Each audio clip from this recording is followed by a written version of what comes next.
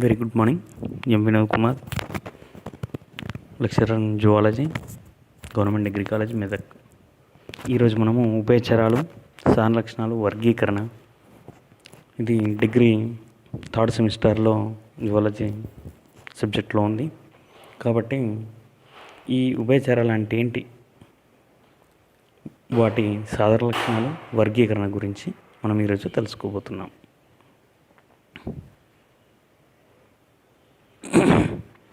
అయితే ఇక్కడ నేను ఒక స్లైడ్ ప్రిపేర్ చేయడం జరిగింది, చూడండి. ఉభయచరాలు, సాధారణ లక్షణాలు, వర్గీకరణ. ఉభయచరాలు అంటే ఏంటి? ఉభయచరాలు మొట్టమొదటి చతుష్పాదులు. చూడండి, ఉభయచరాలు మొట్టమొదటి చతుష్పాదులు.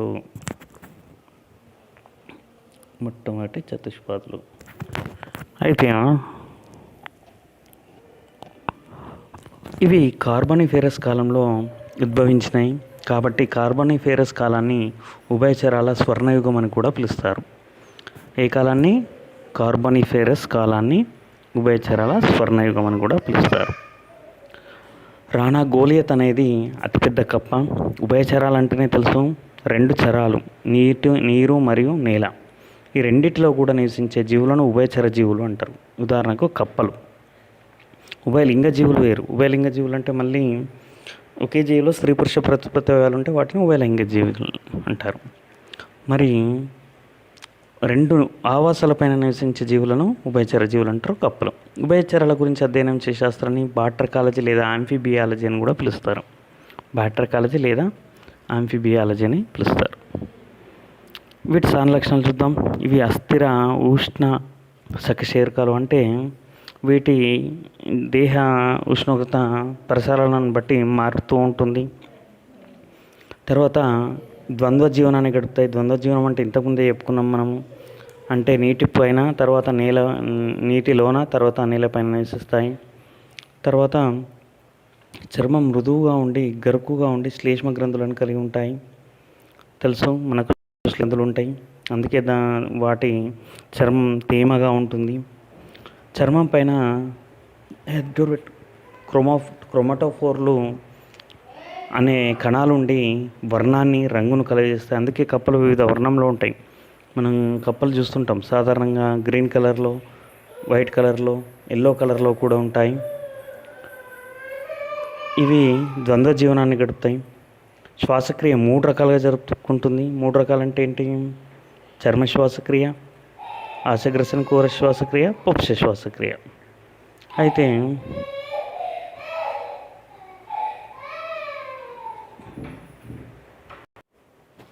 కప్పలు సాధారణంగా 3 రకాల శ్వాసక్రియ జరుపుకుంటుంది. 3 రకాలంటే చర్మ శ్వాసక్రియ, ఆశగ్రసన కూర శ్వాసక్రియ, పుప్స శ్వాసక్రియ. చర్మం ద్వారా జరుపుకుంటుంది నీటిలో ఉన్నప్పుడు. ఇది 70% చర్మం ద్వారానే శ్వాసక్రియ జరుపుకుంటుంది. దాని జీవితకాలంలో ఎక్కువ కాలం నీటిలో ఉంటుంది కాబట్టి. 4% ఉభయచరాలు ఆశగ్రసన కూర ద్వారా శ్వాసక్రియను జరుపుకుంటాయి. తర్వాత మిగిలిన 19% అది పుప్స శ్వాసక్రియను నేలపైన ఉన్నప్పుడు జరుపుకుంటుంది. సుప్తావస్థ సమయంలో మాత్రం ఆశగ్రసన కూర శ్వాసక్రియను జరుపుతుంది. ఉభయచరాల్లో చూడండి, మెడ భాగం లోపించి ఉంటుంది, మెడ ఉండదు. తర్వాత వేళ్లకు నఖాలు ఉండవు. తర్వాత డైకాండలిక్ పుర్రె అంటే ఏంది? దీని పుర్రెనందు మహావిహారం అను రంధ్రం ఉంటుంది. ఆ మహావిహారం రంధ్రము ఇరువైపులా 2 ఉబ్బెత్తు కందాలు ఉంటాయి. ఇలాంటి 2 ఉబ్బెత్తు కందాలు ఉంటే వాటిని డైకాండలిక్ పుర్రె అంటారు. ఈ మహావిహారం రంధ్రం ద్వారా వెన్నెముక అనేది పుర్రెలోనికి అంటే మెదడుకు అనుసంధానం అయి ఉంటుంది పుర్రెలోకి. ఈ విధంగా ఉంటుంది కాబట్టి దీన్ని డైకాండలిక్ పుర్రె అని కూడా పిలుస్తారు. సమదంత విన్యాసాన్ని ప్రదర్శిస్తాయి. సమదంత విన్యాసం అంటే ఇది సాధారణంగా దంతాలు దీనిలో సమానంగా ఉంటాయి. అంటే ఇవి కుంతకాలు, రదనికలు, అగ్రశ్రవణకాలు, చరవణకాలు అనేటివి ఉండకుండా అన్ని దంతాలు కూడా సమానంగా సమపరిమాణాన్ని, సమ సంఖ్యను, తర్వాత సమ ఆకృతిని కలిగి ఉంటాయి. కాబట్టి సమదంత విన్యాసాన్ని అంటారు. తర్వాత దీని నందు బాహ్య చెవి ఉండదు, పెన్నా అంటారు, పెన్నా ఉండదు. జీర్ణ వ్యవస్థ ఆహారనాళంలో జరుగుతుంది, అంటే కణబాహ్య జీర్ణక్రియ. నోటితో మొదలై పాయుతంతమైన దాన్ని ఆహారనాళం అంటారు. కాబట్టి నిర్దిష్టమైన ఆహారనాళంలో వివిధ లాలజల గ్రంథులు, తర్వాత జఠర గ్రంథులు, కాలేయ గ్రంథులు, వీటి గ్రంథుల సాయం చేత ఆహారం జీర్ణం కాబడుతుంది ఎంజైమ్ల సాయం చేత. తర్వాత ఉరోస్థి మొట్టమొదటిసారిగా ఏర్పడి ఉంటుంది, పర్షికలు ఉండవు. ఉరోస్థి అనేది ఈ ఉరకూరంలో ఉంటుంది. ఇది ఉభయచరాల్లో మొట్టమొదటిసారిగా ఏర్పడుతుంది, పర్షికలు ఉండవు. తర్వాత హృదయంలో 2 గదులు ఉంటాయి. హృదయంలో 2 గదులు అంటే ఏంటి? హృదయంలో 2 గదులు అంటే ఏంటి? ఒక కర్ణిక, ఒక జఠరిక, 2 గదులు ఉంటాయి. ఉభయచరాలు యూరియోటెలిక్ జీవులు, అంటే యూరియాను విసర్జిస్తాయి. తర్వాత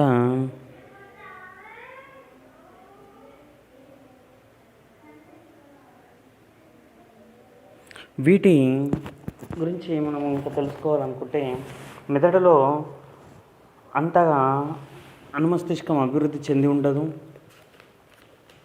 10 కపాల నాడులు ఉంటాయి, 10 జతల కపాల నాడులు ఉంటాయి. వెరీ ఇంపార్టెంట్ పాయింట్ ఇది.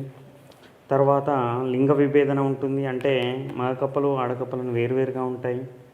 బాహ్య ఫలదీకరణం జరుగుతుంది ఇన్యూరాలో. ఎప్పుడో యూరోడైలలో అంతర ఫలదీకరణం జరుగుతుంది, తెలుసు. ఇవి బాహ్య ఫలదీకరణం అంటే వెలుపల నీటి లోపల వాటి యొక్క ఫలదీకరణం జరుగుతుంది. తర్వాత పిండాభివృద్ధి అప్రత్యక్షం, రూప విక్రియ ద్వారా ప్రౌఢజీవిగా మారుతుంది. దీన్ని డింబకాన్ని టాడపోల్ డింబకం అని పిలుస్తారు. Okay, right. ఇవి సాధారణ లక్షణాలు. మరి వర్గీకరణ చూస్తే ఉభయచరాల వర్గీకరణ. ఉభయచరాల వర్గీకరణను ఏ శాస్త్రవేత్త అంటే కింగ్ స్లే నోబుల్. కింగ్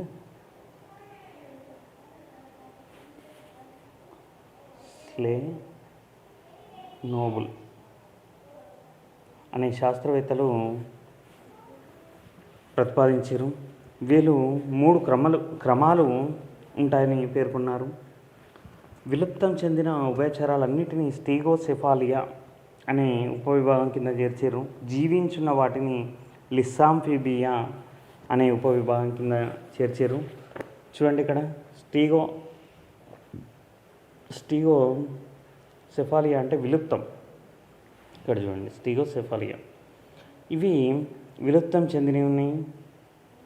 ఇవి పర్మియన్ కాలం నుంచి ట్రయాసిక్ కాలం వరకు ఉండి ఇప్పుడు ఇవి జీవించి లేవు. కాబట్టి వీటిని విలుప్త ఉభయచరాలుగా పేర్కొంటారు. ఎగ్జాంపుల్స్ ఏంటి అంటే లాబిరింతోడాన్షియా, ఫీలోస్పాండైలై, తర్వాత లేపోస్పాండైలై, తర్వాత ఇరియోప్స్, తర్వాత బ్రాంకియోసారస్, తర్వాత డిప్లోకాలస్ రోపస్. అయితే ఇవి విలుప్తం చెందిన కప్పలు. ఏవి? లాబితోడాన్షియా, ఫిలోస్పాండైలై, లేపోస్పాండైలై, ఇరియోప్స్, బ్రాంకియోసారస్, తర్వాత డిప్లోకాలస్ రోపస్. ఇవి విలుప్తం చెందిన కప్పలు. మరి నెక్స్ట్ ఉపవిభాగం 2 సజీవంగా లిస్సాంఫిబియా అనే క్రమంలో ఉపవిభాగంలో చేర్చిండ్రు. దీనిలో 3 క్రమాలు ఉంటాయి: ఎపోడా, యూరోడిలా, ఇన్యూరా. 3 క్రమాలు. ఎపోడా అంటే ఏంటి? ఎపోడా అంటే ఏ అంటే లేనటువంటి, పొడా అంటే పాదం లేనటువంటి వాటిని ఎపోడా విభాగంలో క్రమంలో చేర్చారు. వీటిలో సిజిలియన్లు లేదా అందక్రిములను అనే అందపురుగులను చేర్చారు. అంటే ఇందులో ముఖ్యమైన మనకు కనిపించే కప్పలు కనిపించవు. ఎపోడాలో పాదం ఉండదు. చూడండి ఇక్కడ 2వ పాయింట్, చాలా ఇంపార్టెంట్ పాయింట్. ఉపాంగాలు ఉండవు. తర్వాత బొరియలో నివసించే సర్పం వంటి శరీరం ఉంటుంది. తల, మొండెం మాత్రమే ఉంటాయి. తోక లోపిస్తుంది. తోక ఉండదు వీటికి, గుర్తుంచుకోండి. అంటే వాటి రూపవిక్రయనందు కూడా తోక కనిపించదు. చర్మంలో చిన్న అంతఃచర్మ పొలుసులు ఉంటాయి. ప్రౌఢజీవులో మొప్పచీలికలు ఉంటాయి. ఊపిరితిత్తులు అసౌష్ఠవంగా ఉండి ఎడమ ఊపిరితిత్తి క్షీణించి ఉంటుంది దీంట్లో. Very important. తర్వాత నేత్రాలు చిన్నగా క్రియారహితంగా చర్మం క్రింద పుర్రె ఎముకల కింద ఉంటాయి. నాసికారంధ్రాలు నేత్రాల మధ్య జ్ఞానస్పర్శకం ఉంటుంది. స్పర్శ తంతువులు ఉండవు, మధ్య చెవి ఉండదు. చూడండి, కశేరుకాలు ఎక్కువ సంఖ్యలో ఉభయగ్రతకి చెందినవి ఉంటాయి. పొడవాటి పర్షికలు ఉంటాయి, ఉరోస్తి ఉండదు. మగజీవుల్లో అవస్కర కుడ్యం తిరగబడి సంపర్క అవయవంగా పనిచేస్తుంది. అంతర ఫలదీకరణం జరుగుతుంది. అభివృద్ధి ప్రత్యక్ష లేదా బాహ్యముప్పల ద్వారా డింబక దశలతో కూడి ఉంటుంది. Example Ichthyophis, Gegeneophis and Typhlonectes. చూడండి, వీటిలో మళ్ళీ ఒకసారి చెప్తున్నా. ఎపోడా అంటే ఉపాంగాలు లేనటువంటి జీవులు. వీటిని సిజియన్లు లేదా అంధక్రిములను కూడా పురుగులు ఉంటాయి. పురుగులను ఈ క్రమంలో చేర్చారు. బొరియల్లో నివసిస్తాయి. తల మొండెం ఉంటాయి, తోక ఉండదు. తర్వాత అంతఃచర్మ పొలుసులు ఉంటాయి. దీని లోపల మొప్ప చిలుకలు ఉండవు. చూడండి, వెరీ ఇంపార్టెంట్. ఊపిరితిత్తులు అసౌష్టంగా ఉంటాయి. ఎడమ ఊపిరితిత్తు క్షీణించిపోయి ఉంటుంది. నేత్రాలు చిన్నవిగా క్రియారహితంగా చర్మం కింద పుర్రెముకల కింద ఉంటాయి. నాసికారంధ్రాలు నేత్రాల మధ్య జ్ఞానస్పర్శకం ఉంటుంది. జ్ఞానస్పర్శకం. స్వరతంత్రువులు ఉండవు, మధ్య చెవి. కశేరుకాలు ఎక్కువ సంఖ్యలో ఉంటాయి. పొడవాటి పర్షకాలు ఉంటాయి, ఉరోస్తి ఉండదు.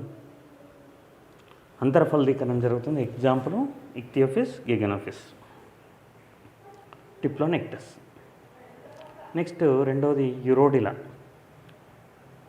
యురోడిలా అంటే సాలమండర్లను న్యూట్లను యురోడిలాలో ఏర్చిర్రు.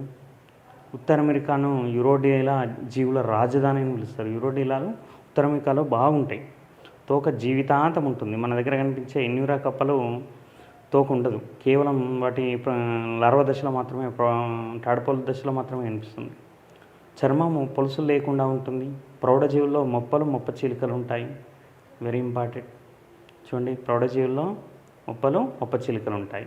కానీ మనకి ఇక్కడ ప్రౌఢజీవుల్లో కనిపించవు. యూరోడిలాలో మాత్రమే తోక ఉంటుంది, మొప్పలు ఉంటాయి, మొప్ప చీలికలు ఉంటాయి.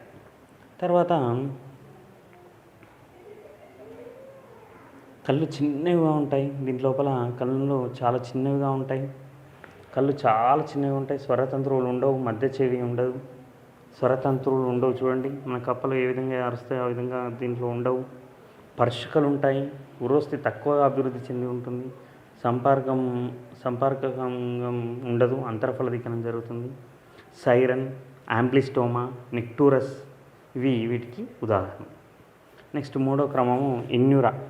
సెలెన్షియా అంటే తోక లేకుండా ఉంటాయి. ఇన్యూరా అంటే, సెలెన్షియా అంటే తోకలేని.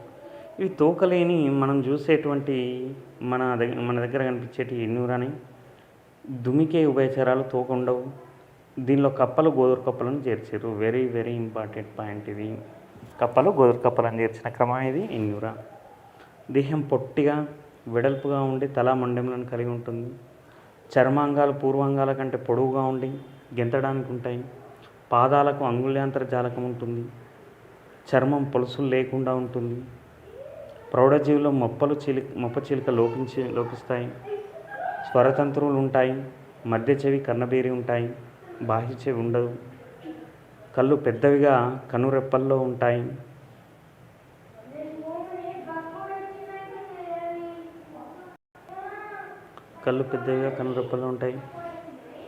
కశేరుకాలు చాలా వరకు పురోగతి రకానికి చెందినవి. పర్షికలు క్షీణించి లేదా లోపించి ఉంటాయి. ఉరోస్తి ఉంటుంది ఇందులో. ఎగ్జాంపుల్ రానా టైగ్రీనా, ఎలైటిస్ సబ్స్ట్రైటికస్. భారతదేశపు గోధుర కప్ప రానా టైగ్రీనా అంటారు. చూసారు కదా, ఇది బ్యూఫో. తర్వాత హైలా. బ్యూఫో అంటే సాధారణ గోధుర కప్ప. హైలా అంటే చెట్ల మీద నివసించే కప్పలు. ఇవన్నీ కూడా ఇన్యూరా క్రమానికి చెందినవి. సో నేను మరొకసారి చెప్తున్నా, చూడండి. ఉభయచరాలను మొట్టమొదటిసారిగా చతుష్పాదులు అంటే 2 పూర్వాంగాలు 2 చర్మాంగాలు ఉంటాయి కాబట్టి చతుష్పాద జీవులు అంటారు. ఇవి కార్బానిఫేరస్ కాలంలో ఉద్భవించినాయి కాబట్టి కార్బానిఫేరస్ కాలాన్ని ఉభయచరాల స్వర్ణయుగం అని పిలుస్తారు. గోలేత్, రానా గోలేత్ అనేది అతిపెద్ద కప్ప.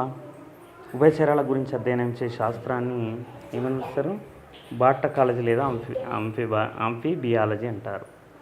ఇవి అస్థిర ఉష్ణ సకశేరుకాలు. ద్వంద్వ జీవనాన్ని గడుపుతాయి.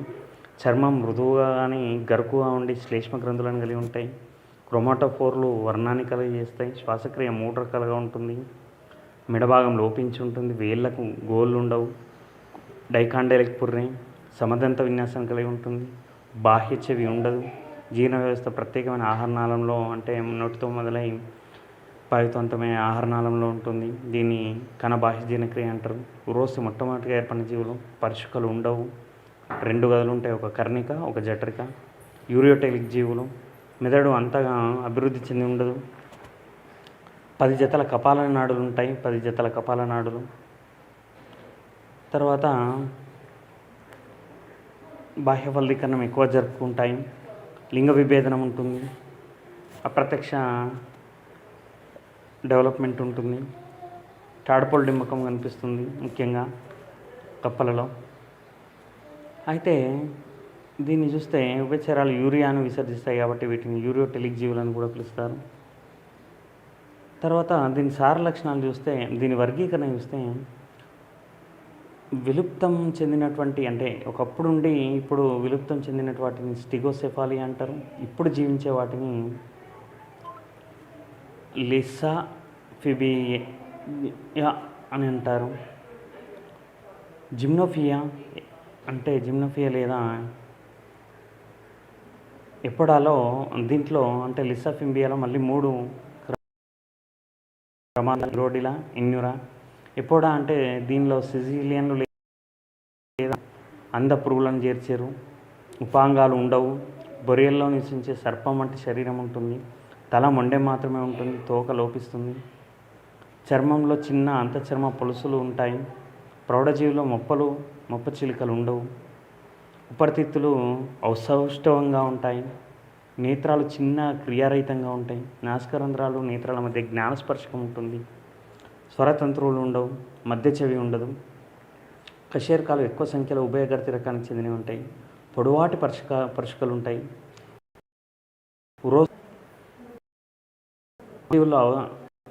అవస్కరం సంపర్కంగా పనిచేస్తుంది.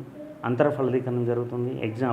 అభివృద్ధి ప్రత్యక్ష లేదా బాహ్య మొప్పల కూడిన కూడి ఉంటుంది. ఇక్థియోఫిస్, గిగనోఫిస్ అండ్ టిప్లోనిక్టస్ ఎగ్జాంపుల్స్.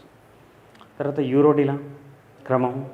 సాలమండర్ అమెరికాలో యూరోడియాలు బాగుంటాయి కాబట్టి ఉత్తర అమెరికాను ఏమంటారు? ఉత్తర అమెరికాను ఏమని పిలుస్తారు? యూరోడిలా రాజధాని ఏమని పిలుస్తారు? యూరోడిలాని అని పిలుస్తారు ఉత్తర అమెరికాను. దీని దేహం పొడవుగా సన్నగా బల్లిలాగా మొండెం తోకతో ఉంటుంది. తోక జీవితాంతం ఉంటుంది. చర్మం పొలుసులు లేకుండా ఉంటుంది. ప్రౌఢజీవుల్లో మొప్ప చిలుకలు ఉంటాయి. తర్వాత కళ్ళు చిన్నవిగా ఉంటాయి. స్వరతంత్రువులు ఉండవు. మధ్య చెవి ఉండదు. కశేరుకాలు ఎక్కువ సంఖ్యలో పరగర్తి రకానికి చెందినవి ఉంటాయి. సంపర్క అంగం ఉండదు. అంతర ఫలదీకరణం చెందుతుంది. ఎగ్జాంపుల్ నెక్టోరలిస్టోమా. తర్వాత ఇన్యూరా. ఇవి తోకలేని దుమికే ఉభయచరాలు. దీనిలో కప్పలు గోపలు మనకు సాధారణంగా కప్పలు గోదర కప్పలను దీనిలో చేర్చారు. దేహం పొట్టిగా వెడల్పుగా ఉండి చర్మాంగాలు పొరువాంగాల కంటే పొడవుగా ఉండి గెంతడానికి ఉంటాయి. పాదాలకు అంగుళాంతర జాలకం ఉంటుంది. చర్మం పొలుసులు లేకుండా ఉంటుంది.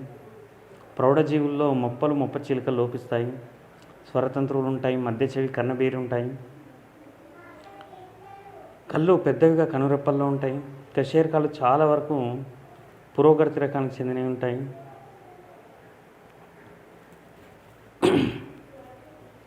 పరుషుకలు క్షీణించి లేదా లోపించి ఉంటాయి.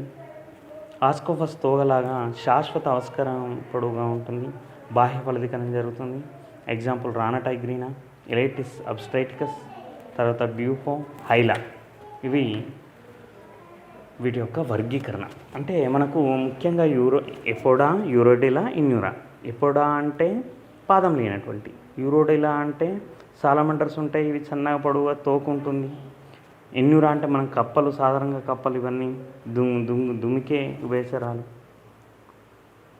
దాంట్లో ఎగ్జాంపుల్స్ ఎపోడాలో ఇక్థియోపిస్, గిగనోపిస్, టిప్లోనిక్టస్. యూరోడిలాలో సాలమండర్స్ అంటారు వీటిని. నెక్టూరస్, ప్రోటియస్, ఆంబ్లిస్టోమా, తర్వాత ఆంఫియోమా.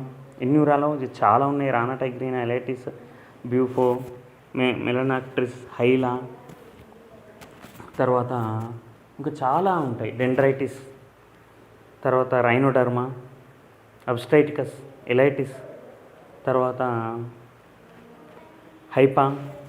పైపా అమెరికానా,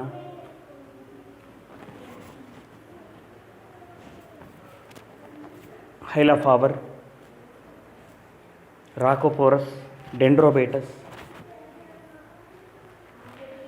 తర్వాత రాకోపోరస్ పిల్జిలి, ఇవన్నీ కూడా ఇన్యూరా క్రమానికి చెందినటువంటి ఉభయచర జీవులు. అయితే వీటిలో మనం చూస్తున్నాం చూడండి, సాధారణంగా దీని మీద క్వశ్చన్ ఎట్లుంటుందంటే, ఇది చాలాసార్లు లాంగ్ క్వశ్చన్ లేదా షార్ట్ క్వశ్చన్ అడిగారు, కాబట్టి దీన్ని మనము షార్ట్ క్వశ్చన్ అంటే ఓన్లీ సాధన లక్షణాలు అడుగుతాడు, లాంగ్ క్వశ్చన్స్ అంటే ఖచ్చితంగా సాధన లక్షణాలు మరి వర్గీకరణ కూడా అడుగుతాడు. కాబట్టి ఇవి చాలా వర్ణాలలో ఉంటాయి, మనకు తెలిసిన విషయమే.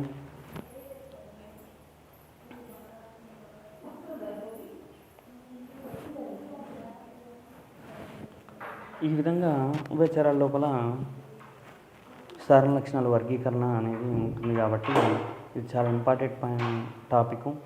యాన్యువల్ ఎగ్జామ్లో 12 మార్క్స్ కానీ, సాధారణ లక్షణాలు షార్ట్ క్వశ్చన్ కానీ 5 మార్క్స్ కానీ రావడానికి ఆస్కారం ఉంటుంది. కాబట్టి సాధారణ లక్షణాలు అంటే ఏం లేదు, ఉభయచరాల యొక్క general characters. What are the general characters in amphibians? As we know that actually tetrapods, these are tetrapods, it can, and these are amphibians ante it can lives in water and on the earth, so it is called as amphibians also. Developed in carboniferous period, that's why carboniferous period is called as amphibians golden period. And the biggest frog is Rana Goliath. The study of frogs are called bacteriology or amphibiology. So what are the general characters? This temperature cannot, it's not constant, it can be changed where they can live, and it lives in multi places, that means dual places, earth and water. The skin of frogs are very soft, and it has like small pores, no external skeleton system is present. These are very first tetrapods, and respiratory system is acquired by skin and buccal cavity and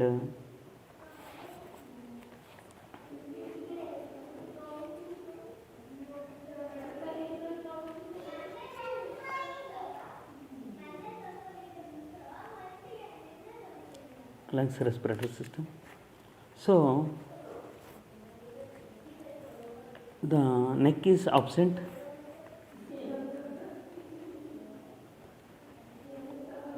no nails are present in their legs. In the skull there is 2 condyles present, that's why it's called as dicondylic skull. There is lowest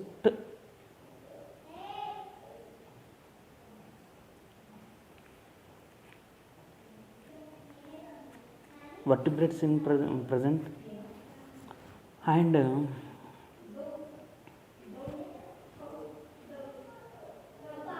equal dentation present.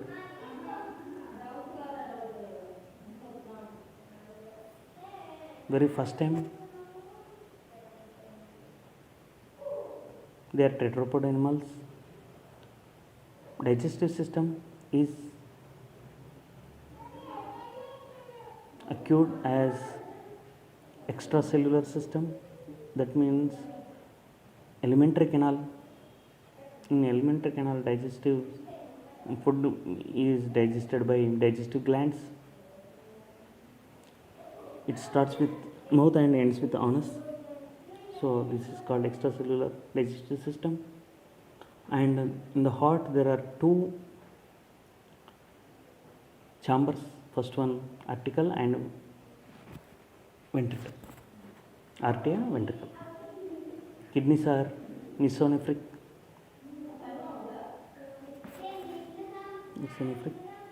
and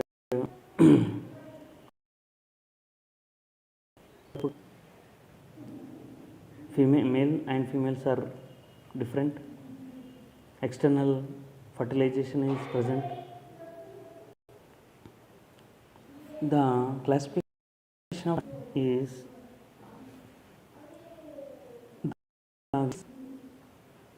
presently not living, they are called stegocephalia. Living amphibians are included in Lissaphimia.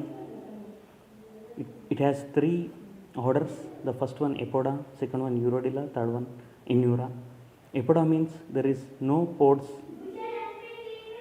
present. It is indeed Sicilians. No more pons present, and it lives in pores. It has only head and neck. Tail is absent. Gills are absent. Kidneys is not same shaped. The left kidney is absent.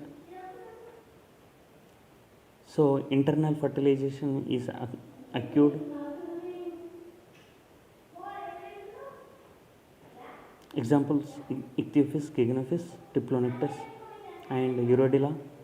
Salamanders or newts are indeed in this Urodila. There is lot of Urodillas lives in Uttara America, North America. That's why North America is called as Urodillas.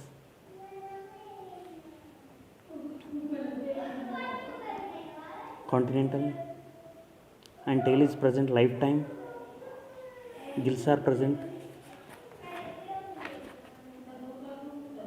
Eyes are so small size. Example: Nectochorus, Proteus, Amblyostoma, and Amphiuma. Inura, there is no more tail is present.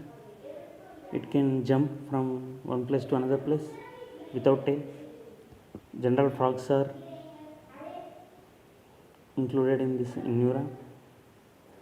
Body is divided 3 parts: head and neck. Tail is absent. Only the tadpole larva has tail while developing. Web is present. Their feet. Skin is without scales. Gills also absent in the adult frog. Eyes are very big size. External fertilization is present. Examples: Rana tigrina, Bufo melanastic, Elatis substraticus, Hyla. This is the classification and general characters of amphibians. Thank you. So I hope you understood very well regarding amphibian general characters and classification. Thank you very much. It is very important for long question and as well as short question also. So everybody must be read about this question and answer. It is very important for annual exam.